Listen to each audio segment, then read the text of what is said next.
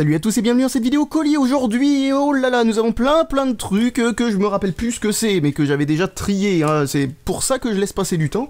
Ça permet d'aider à ne plus se souvenir du tout de ce que j'ai reçu, même si je les ai déjà vus. Donc qu'est-ce que c'est que ce truc? X-Streamer. Avec une pelle pour pouvoir enlever le givre sur son pare-brise, bien sûr.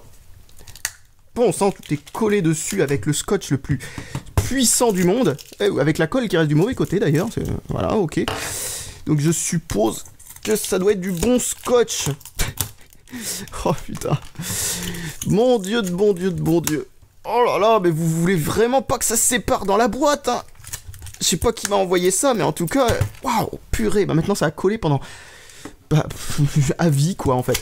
Donc qu'est-ce que c'est que ce truc? Donc visiblement de ce que je vois c'est un port réseau, un port HDMI, de la sortie vidéo classique, oh, le tout très mal isolé. Regardez-moi comment les contours des prises ont été découpés à l'arrache, surtout celle-là. Alors là franchement tout ce vide autour, c'est enfin bon bref, voilà, c'est très pro. Donc je suppose que ça coûte pas cher, que ça venait de Chine, que ça doit être complètement non officiel, que quand tu tires dessus, le scotch qui retient la façade est de moins bonne qualité que le scotch qui permettait de retenir le... Mais non mais c'est vrai en plus, regardez-moi ça, je suis en train de décoller toute la façade plus facilement que je décollais le scotch qui retenait la télécommande. Ça c'est une honte. Ça c'est une pure honte. Bon, je recolle ça comme je peux...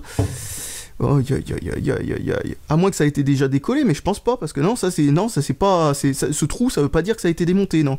C'est l'emplacement pour mettre un disque dur. Donc je suppose que c'est juste un lecteur multimédia, et il me manque la trappe pour le disque dur. Je ne sais pas si on peut en faire quoi que ce soit d'autre que de l'utiliser en tant que lecteur multimédia. Je n'en ai aucune idée. Visiblement, bouton capacitif pour l'allumage. Non, il n'y a pas d'entrée a priori, donc ouais, bon, autant dire que ça sert absolument à rien.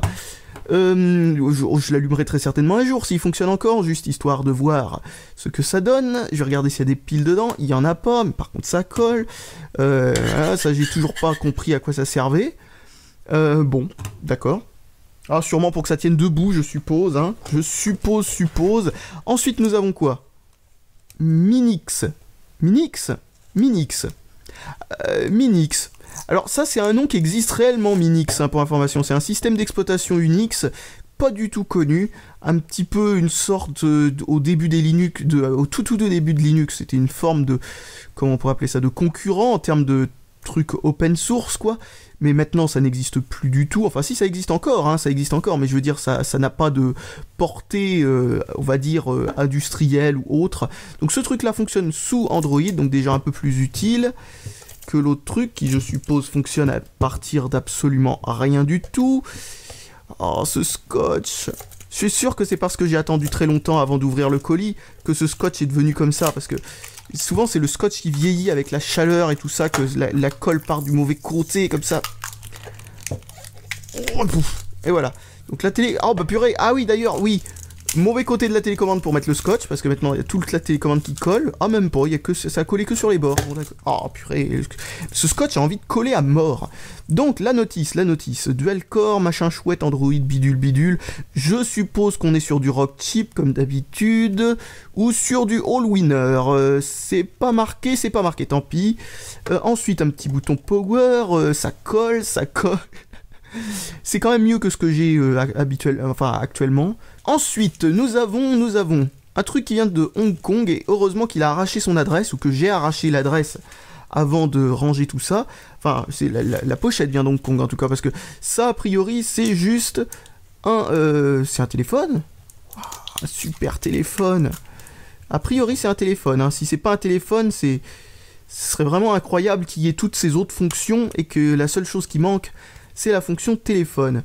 Oui, ça fait téléphone, c'est génial. Donc un vieux smartphone, peut-être sorti avant l'iPhone, qui sait, avec son fameux stylet, hein, comme d'habitude, parce que c'était Windows Edition, Windows CE qui porte un millier de noms, comme Windows Pocket Edition, Windows Mobile, Windows machin, Windows truc, Microsoft qui aime bien mettre des noms différents suivant l'utilité d'un système d'exploitation, alors qu'en réalité, en interne, c'est exactement, strictement le même.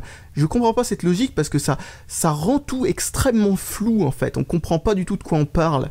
Et ça c'est bête. Alors que si ça s'appelait Windows CE dans tous les cas, genre Windows CE mobile, Windows CE Pocket, là au moins ça serait facile à comprendre. Enfin bref, peu importe. Enfin bon. Donc où est-ce qu'on en est là? Bouton. Ah, le bouton power est là. Je suppose qu'il n'y a pas de batterie, qu'est-ce que je raconte? C'est normal, il n'y a pas de batterie, elle est gonflée à mort. On dirait du popcorn à ce niveau-là. J'avais complètement zappé la batterie. Donc je suppose qu'elle tient absolument aucune charge. Mais comme d'habitude, on regarde sur les sites internet. On peut trouver une batterie chinoise toute pourrie qui va pouvoir remplacer celle-là. Elle fera environ 2 semaines, mais ce sera suffisant pour pouvoir faire une vidéo. Putain, qu'est-ce que c'est? Alors, dégagement de gaz, mais un truc de dingue, hein, parce que là, c'est vraiment... On sent que c'est gazeux, quoi, ce qu'il y a là-dedans, trop, quoi. C'est juste... Voilà, donc une batterie 1590 mAh. On voit d'ailleurs le progrès des batteries au fait que maintenant, dans le même espace, on peut presque mettre 2500. Donc elle est assez épaisse, hein, faut savoir, c'est pour ça que je dis ça, hein, parce que si on avait une plus plate, à la limite, ce serait une 2000 mAh maintenant. Mais non, si vous regardez bien, elle est vraiment plus épaisse que ce que l'on a dans les téléphones actuels. Donc, enfin, ceux où on peut encore voir la batterie. Ensuite, une manette de Xbox 360, avec une batterie 4100 mAh, on y croit beaucoup. Sûrement une batterie, oui, bah, enfin, c'est pas sûrement, avec une étiquette pareille, c'est obligatoirement une batterie de contrefaçon. Je suppose qu'elle ne tient plus la charge, et si elle tient encore la charge, c'est un miracle, étant donné que même les officiels ne tiennent plus la charge au bout de très peu de temps. Donc voilà, au moins elle utilise les contacts normaux, les vrais, et pas les contacts des piles, parce que j'ai déjà vu des batteries, des fausses batteries comme ça, qui utilisent les contacts des piles, va comprendre pourquoi. Je sais pas si elle marche encore, elle est un petit peu usée de partout, mais elle est en suffisamment bon état pour que si les boutons tiennent encore le fonctionnement comme il faut, eh bien, elle puisse faire une petite manette d'appoint, donc non, il n'y a pas de raison. Donc voilà, une manette de Xbox 360, je vous en ai déjà démonté une il y a un petit moment en vidéo. Sympathique manette en termes de fabrication. D'ailleurs, une manette bien mieux maîtrisée à sa sortie, je veux dire, la première version de la manette, que la console elle-même. Ensuite, nous avons ceci. Ah bah tiens, ceci, je ne l'ai pas. C'est le kit Play and Charge. C'est-à-dire, on le met là, et on branche sa manette en USB, et on peut s'en servir comme ça directement en USB, ou la recharger, et puis ensuite la débrancher, et l'utiliser comme ça. Le truc par contre, c'est que si je me souviens bien, même si c'est branché en USB, quand elle est branchée en USB, elle utilise le protocole sans fil pour fonctionner. Donc ça la transforme pas en manette fil, hein, c'est-à-dire qu'on peut pas la brancher à un PC ou ce genre de truc sans l'adaptateur sans fil, si on a ce câble. Enfin en tout cas a priori, hein, si mes souvenirs sont bons. Alors petite question, qu'est-ce que c'est que ce truc? Donc ça a l'air d'être encore un de ces machins Wi-Fi. Ouais, ça a l'air d'être ça c'est juste un truc pour faire office d'antenne quand on n'en met pas, en fait, je suppose. Et oui, c'est visiblement un de ces adaptateurs Wi-Fi qui se mettent au mur ou qui se posent quelque part, etc. C'est marrant, j'en avais jamais vu, et puis là, ça fait 2 fois que j'en reçois, relativement rapproché. Alors, ensuite, qu'est-ce que nous avons d'autre? Ouh, qu'est-ce que c'est que ça? Qu'est-ce que c'est que ça? On dirait une Nexus 7. Oh non, une autre Nexus 7. Ah bah dis donc, j'en avais pas, maintenant j'en ai 2. Enfin non, j'en ai même 3 si on compte les morceaux de Nexus 7. Bon, je sais pas du tout ce qu'elle a. D'ailleurs, j'ai encore une autre personne qui m'a parlé en MP. Tiens, d'ailleurs, c'est la 2e génération, celle-là. Alors, où est-ce que c'est marqué? Comment on pourrait savoir si c'est la version 1 avec processeur... donc 2 Go de RAM en DD, oui, donc c'est la 2e version, c'est la version avec le processeur Qualcomm, celle qui est beaucoup mieux que la version avec le processeur Nvidia, parce que celle avec le processeur Nvidia a quelques petits problèmes un petit peu partout en fait. Alors est-ce qu'elle marche encore? J'en ai absolument aucune idée, mais en tout cas quelqu'un d'autre m'a aussi proposé de m'envoyer une Nexus 7, encore une fois avec un écran pété, donc voilà, ça en fait beaucoup. Ouais, elle est complètement différente de l'autre, hein, celle-ci. Elle est un petit peu pétée. Ah oui, voilà, c'est ça. L'écran est brisé et le LCD lui-même en dessous. Je sais pas si ça se voit bien, mais regardez. Bon, on voit les lignes là, mais on voit pas tellement le relief, le fait que ça a coulé partout en fait. Visiblement, ça a explosé complètement l'écran. Donc voilà, en tout cas, changement d'écran et elle fonctionne, a priori, comme l'autre. Donc si quelqu'un a une 2e Nexus 7, 2e génération, avec un écran qui marche, mais avec la carte mère qui ne marche pas, ou je ne sais quel problème de ce type, eh bien ça me ferait très plaisir d'en recevoir une, parce que c'est un truc que je n'ai pas, et si vous en avez pas, eh bien c'est pas grave non plus, ça me fera des pièces, et si possible un de ces jours j'achèterai un écran ou je sais pas quoi, sur eBay, si j'ai vraiment envie de la refaire fonctionner. Donc voilà, en tout cas celle-là est beaucoup mieux, elle est encore compatible avec les dernières versions d'Android et tout ça, et contrairement à la Nexus 7 première génération, passer à Android 5.0 ne l'a pas rendue supra lente. Et ensuite nous avons ceci. Alors qu'est-ce que c'est que ce téléphone où tout est écrit en chinois a priori, même si je suis pas certain du tout, parce que non, c'est bizarre, ça a pas l'air d'être du... C'est marrant, c'est du japonais en fait. Oui, j'en ai absolument aucune idée certaine, parce que bon, c'est pas facile, mais enfin quand on connaît pas les langues réellement, mais franchement, mouep, je vois pas trop bien pourquoi ce serait écrit. Ah bah là ça ressemble plus à du chinois, j'ai l'impression, mais enfin bon, peu importe, aucune idée précise, je ne vais pas me risquer là-dedans, parce que habituellement je peux à peu près me débrouiller à trouver ce que c'est, mais là non. Pas du tout. Donc nous avons les fameux accessoires, les fameux accessoires qui ne marchent jamais, ou s'ils marchent, explosent au bout d'un mois. Qu'est-ce que c'est que nous avons en dessous? J'arrive pas à le voir. Une deuxième coque, a priori, ouais, c'est ça. Une notice, un petit étui qui contient je ne sais pas quoi, peut-être rien du tout. Et nous avons un téléphone qui prend une place phénoménale. Bon, avec cette espèce de coque là qui est... Ah oui, parce que en fait, ah oui, je viens de comprendre. Encore un truc pété. Malheureusement, je pourrais pas faire de vidéo dessus. Oh, c'est dommage. Donc, oui, la batterie est pas dedans. Mais je vais voir si... What the fuck? Ah ouais, tiens, avec le truc du stylet et tout ça, là, comme se fait passer pour un Galaxy Note et tout. Oh là là. Mais par contre, j'ai pas l'impression qu'il y ait le stylet dedans. Non, non. Du tout. Pas de stylet. Ah, c'est dommage. On pourra pas voir si cette fonction fonctionne. Enfin, bon, dans tous les cas, on pourra pas voir si cette fonction fonctionne, parce que je suis pratiquement sûr que cette machine ne fonctionne en elle-même pas du tout. Donc, putain, il y a déjà une batterie dedans. C'est encore ces trucs qui sont fournis avec 2 batteries, parce qu'elles sont tellement pourries, les batteries, qu'ils font pas confiance au fait qu'il y en ait une, ils t'en mettent 2, quoi. Parce que, voilà, la première tombe en panne au bout d'un mois, et la deuxième tombe en panne au bout de 2 autres. Donc, hop, allez, on allume. Ah, ça a essayé de s'allumer. Et... non, ça n'ira pas plus loin. Tant pis, tant pis. Je relance cette machine et j'essaierai de voir si le LCD n'est pas complètement pété. Mais a priori, je suppose qu'il l'est. Donc voilà, un téléphone no-name encore. Hein. Si j'arrive à le refermer. Bon, on fera ça plus tard. Ouf. Voyons ce qu'il y a d'autre.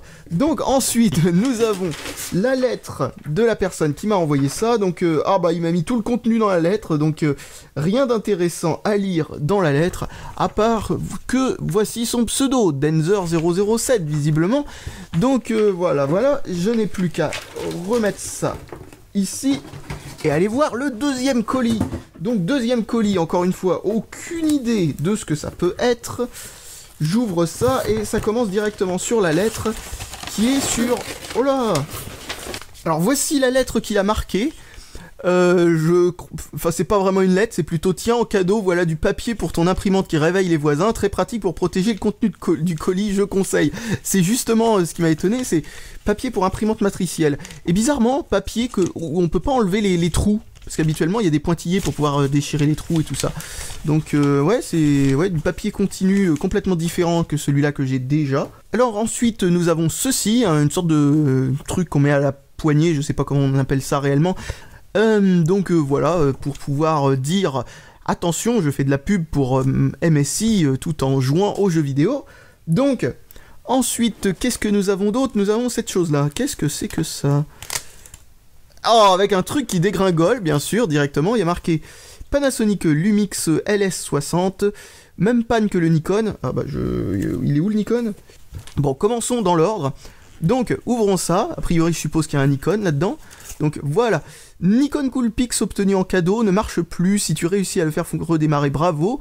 Il marchait parfaitement jusqu'au jour où je l'ai rechargé, puis il n'est pas... Ah bon, intéressant.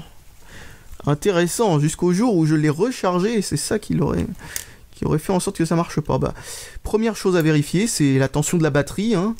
Donc, hop, Ok. Batterie façon microscopique, tu sais, toute petite.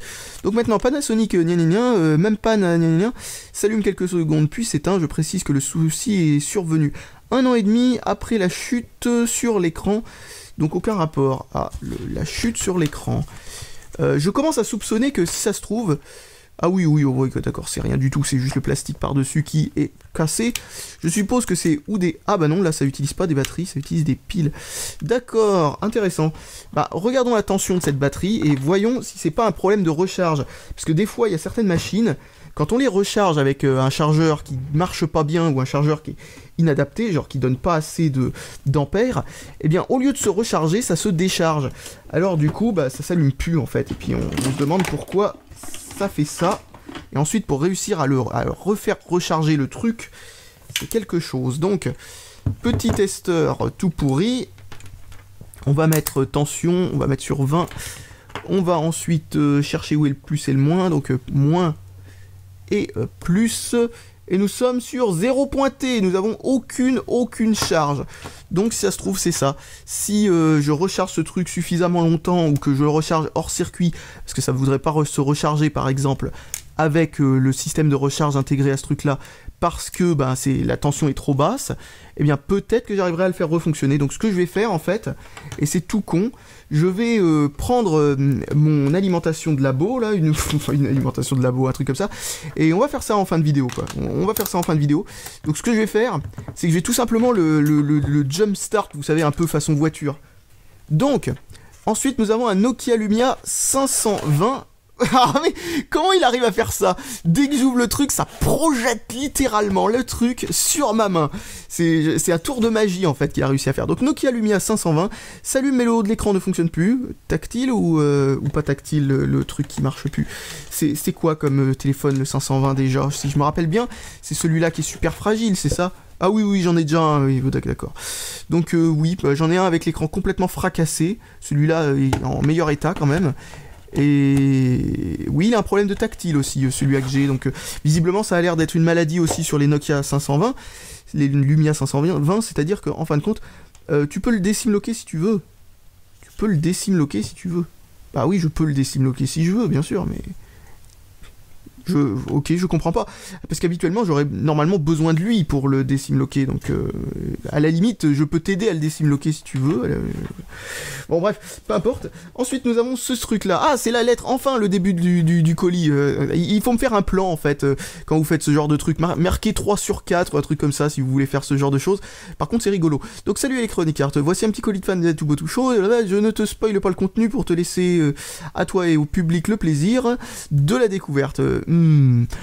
Pourquoi c'est que le plaisir est pas forcément voilà quoi, c'est plaisir coup-ci coup-ça, on sait jamais. Donc ci-dessous voici une carte SD de 1 gigaoctet contenant des petites surprises. Donc musique et un jeu acheté exprès pour toi sur GOG version Linux. Ok, je sais plus si ce site là fait des codes Steam ou pas, j'en ai aucune idée, donc je verrai ce que c'est. Donc voilà, alors ça a été envoyé par Pipo ou Pierre, je sais, j'ai beaucoup de pseudos. Ah bah j'ai pas vu les autres, parce que ça continue. Ah non mais merci, il y a 4 pseudos, dis donc, tu sais pas te décider.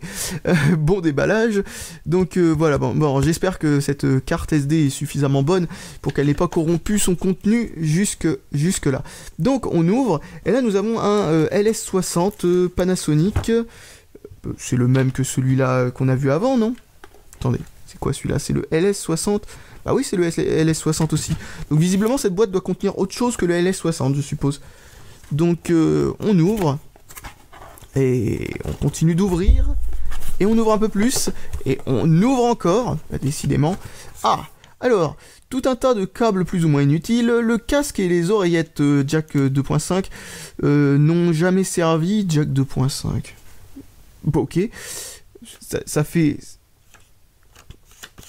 Quelle est la taille d'une jack habituellement? Ah, oh, je crois que je reconnais cette pâte thermique, c'est-à-dire la pâte thermique la plus mauvaise du monde. Enfin, si c'est bien celle que je pense. Je suis pas certain, pas certain. Si ça se trouve, elle est plus récente que celle que j'ai. Mais j'ai déjà eu une Cooler Master qui ressemblait beaucoup à ça, qui était très pourrie. Ça devait être une pâte thermique du début des années 2000, quoi, un truc complètement dépassé. Au fond, les CD hein, des différents appareils photo. Là, si l'envie te prend de galérer sur ces drivers obsolètes, il y a besoin de pilote pour ces trucs-là. Peut-être pour la fonction webcam ou des trucs comme ça. Donc les notices assez marrantes. Ah bon, pourquoi qu'est-ce qu'ils ont pu mettre comme bêtises sur les notices? Un truc pour un gros téléphone, si on a envie de pouvoir glisser ça dans un truc comme ça. Ensuite, nous avons un chargeur, bien sûr. Chargeur, casque. Ensuite, nous avons quoi? Oreillette, câble USB 3, visiblement, hein, intéressant. Oreillettes, plein d'autres câbles, un truc allume-cigare. Un câble pour l'appareil photo, un autre câble pour un autre appareil photo ou le même. Qu'est-ce que c'est que ça? Bon d'accord, l'intérieur de la partie pour faire... Oh bah c'est que c'est complètement bousillé en fait. Regardez-moi ça. À l'intérieur du port USB ici, j'espère que ça va faire le focus comme il faut. Vous voyez, ça c'est complètement écrasé, c'est complètement mort. C'est sûrement l'intérieur d'un disque dur USB no-name. Un adaptateur pour une prise jack. Voilà. Ensuite, tac.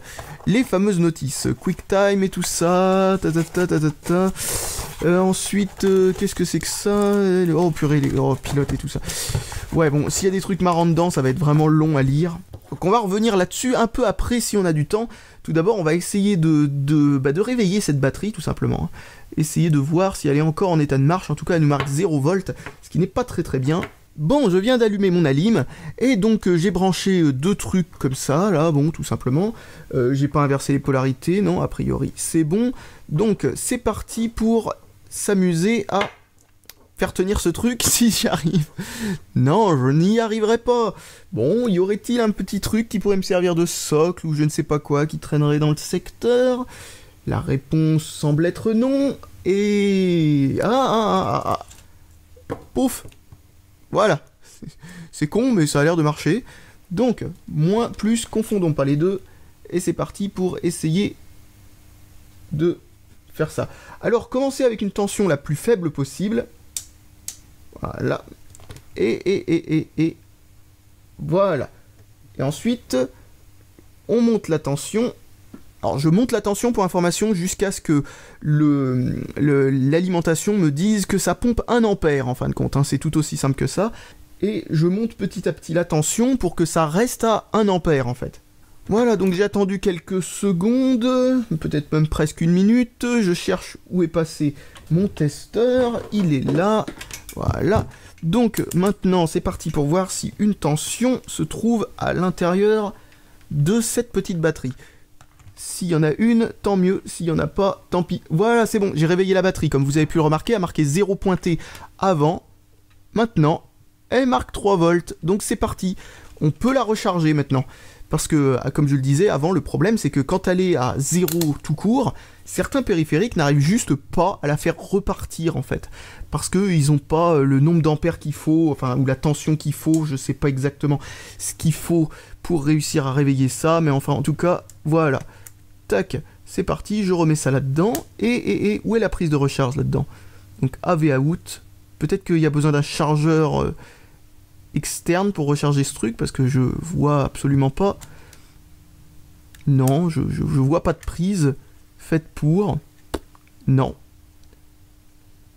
Bon, bah on va essayer de l'allumer, on sait jamais, il y a peut-être une charge suffisante. Ah bah voilà, il y a une charge suffisante au moins pour nous dire que c'est déchargé. Donc au moins ça nous dit que bah voilà, la pile a pris quelque chose, le téléphone n'a pas l'air, l'appareil photo je veux dire, n'a pas l'air en trop mauvais état, et c'est parti pour essayer de voir s'il m'a donné le chargeur qui va avec.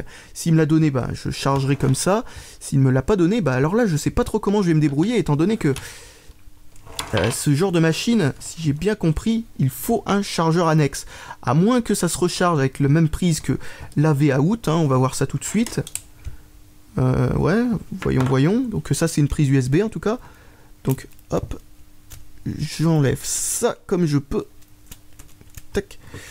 Hop. Je sais pas pourquoi j'ai enlevé ça, j'aurais mieux fait de tester la prise avant d'enlever ça. Donc, tac, ouais, ça a l'air d'être la bonne prise. C'est marrant, il y a marqué que AV out. Ah non, il y a marqué le symbole USB au-dessus. Mais par contre, pour savoir que c'est pour la recharge, c'est pas dit. Hein. Donc voilà, donc tant mieux. Donc regardons s'il y a autre chose qui vient avec, hein, on sait jamais.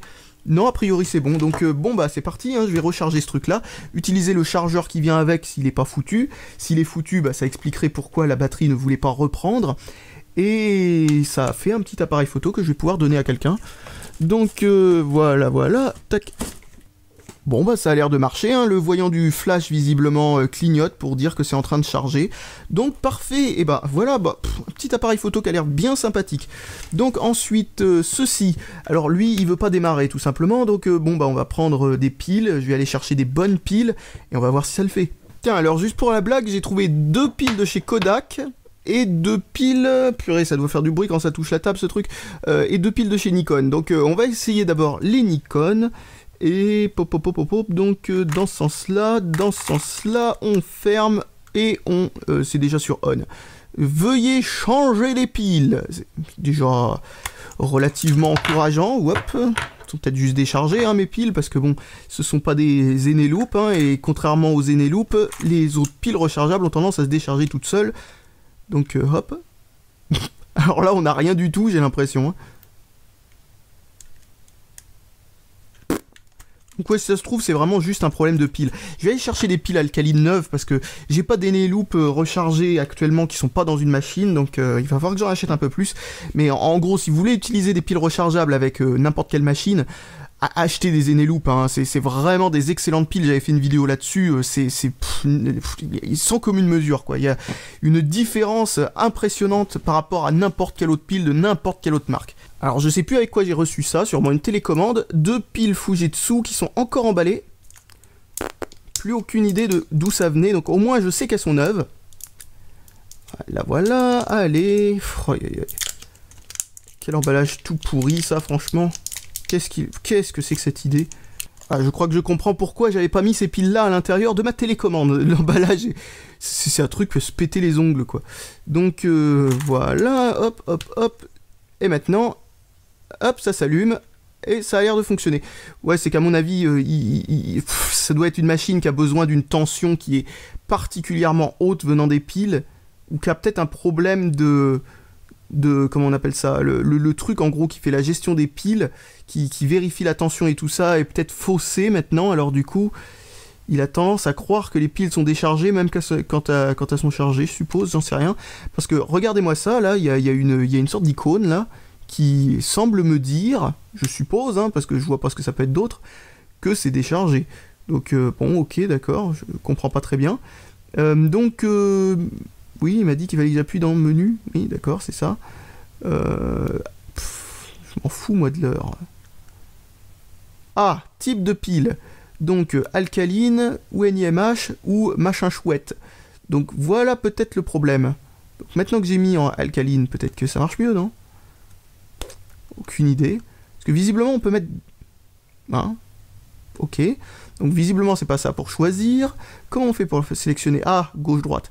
Donc voilà. Donc on peut choisir si on a des piles visiblement faites pour cette machine, qui sont sûrement des rechargeables faites pour la machine, que l'on peut recharger là, parce que j'ai vu qu'il y avait une prise de courant sur ce truc-là, ou les piles alcalines. Donc bon, voilà. Si on choisit les piles spéciales de là-bas, bon, ça change rien en fait au niveau de l'icône. Non, aucune idée. Franchement, cette icône, je sais pas pourquoi, me donne l'impression que c'est déchargé alors que ça l'est peut-être pas. Bon bref, peu importe, peut-être que ça ne veut pas dire ça. Donc voilà, un petit appareil photo qui a l'air de fonctionner. Hein. Pouf, là j'ai pris une photo. Où est la carte SD là-dedans? Est-ce qu'il y en a une déjà qui est déjà dedans ou pas? Ah, il faut tirer comme ça. Il y en a une! Donc c'est pour ça que j'ai pu enregistrer une photo. Et ça... Voilà. Bon, comment je fais pour l'éteindre maintenant? Ah, c'est un bouton de position, c'est amusant. Donc je l'enlève et c'est une carte... oh là, un truc sans marque, encore une fois. 2 gigaoctets, donc bon, faut avoir de la chance avec les trucs sans marque. Hein. Donc maintenant, où est l'autre appareil photo? Maintenant qu'il a rechargé un petit peu, ou même qu'il est encore en train de recharger d'ailleurs. Donc je l'allume. J'essaye de l'allumer. On peut pas l'allumer pendant qu'il recharge. D'accord. Bon, je le débranche. Je l'allume. Programmer la date et l'heure. Absolument pas. J'ai l'impression que le bouton OK fonctionne pas à tous les coups.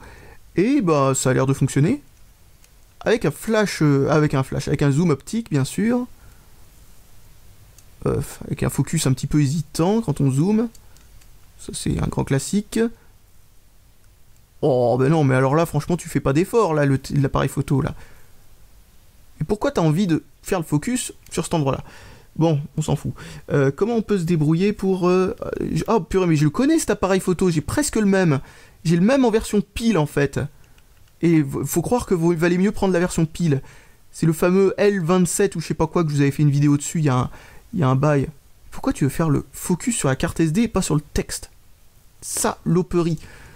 C'est pas un écran tactile, donc on peut pas choisir où il fait le focus. Il y a sûrement moyen de choisir où il fait le focus avec les paramètres ou un truc du genre. Bon, tant pis, je vais prendre autre chose en photo. Et ça m'a marqué mémoire insuffisante, parce que là, je suppose par contre que j'aurais mieux fait de vérifier s'il y avait une carte SD. Ah non, je suis bête, en plus j'avais vu qu'il n'y avait pas de carte SD. Donc voilà. En tout cas, ça a l'air de fonctionner. Donc vous avez pu voir ma fameuse technique pour jumpstart les batteries qui veulent pas se recharger toutes seules. Et je bafouille parce que je cherche une carte SD.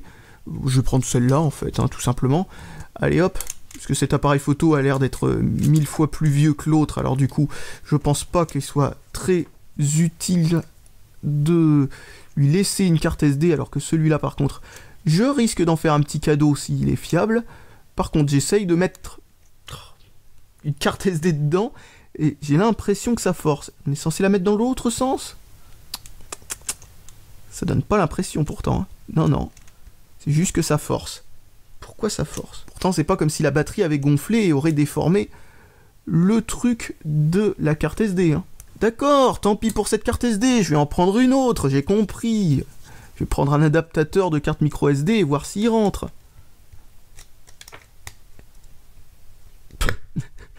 Non, ça ne marche pas. Bon, ok, hein. Ah, c'est bon. Voilà, c'est bon. Bon.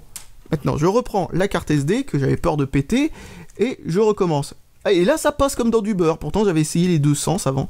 Bon, il y avait peut-être le métal était peut-être très légèrement tordu ou un truc comme ça. Bon, bah voilà, je sais pas si j'ai autre chose à vous montrer dans cette vidéo. En tout cas, cette petite méthode pour démarrer les batteries, ça fonctionne plutôt bien. Mais malheureusement, il va falloir du matériel que vous avez très certainement pas. C'est-à-dire, en gros, une alimentation variable avec ou une alimentation où vous pouvez regarder le courant qui est distribué par tension donnée, donc avec une sécurité pour pas pouvoir dépasser un certain truc, comme par exemple, moi j'ai une sécurité qui empêche d'aller au-delà de 1,2 ampères, et donc du coup, vous pouvez pas comme ça trop faire de mal à la batterie, et ou alors par exemple une alimentation où vous pouvez réguler le courant, c'est-à-dire en gros vous lui dites je voudrais une tension entre 1 et 6 volts par exemple, et vous lui dites mais surtout reste à 1 ampère, tant que t'arrives pas à 6 volts en fait. Dès que t'arrives à 6 volts, le nombre d'ampères descend par exemple. Et donc, 6 volts c'est peut-être un peu beaucoup pour ça, hein, je pense que 4 volts suffira. Mais bon voilà, en gros le truc, c'est qu'avec ce genre d'alimentation, vous pouvez comme ça envoyer une petite charge dans la batterie qui refuse la charge pour ensuite le charger par la méthode qu'il faut faire normalement, la méthode normale quoi. J'ai déjà dû faire ça par exemple sur ce genre de batterie, tiens je vais vous montrer ça. Attendez 2 secondes, voilà, les batteries d'iPhone 3G et 3GS, je sais pas pourquoi, j'ai eu besoin de faire ça plus d'une fois, recharger la batterie un petit peu extérieurement, je sais pas si c'est une panne qui empêche la batterie de se recharger comme il faut, parce que moi sur mon propre 3GS je n'ai absolument aucun problème, donc je suppose que c'est ou une série qui a un problème pour recharger sa batterie quand elle est à plat complètement chez Apple quoi, ou c'est tout simplement un cas de figure particulier qui fait que ça ne recharge pas. Enfin en tout cas on est peut-être tombé dans ce cas de figure pour ce truc là, parce que a priori ça fonctionne. Donc voilà, je pense que j'ai plus rien de spécial à dire, et je vous dis salut à tous et à la prochaine.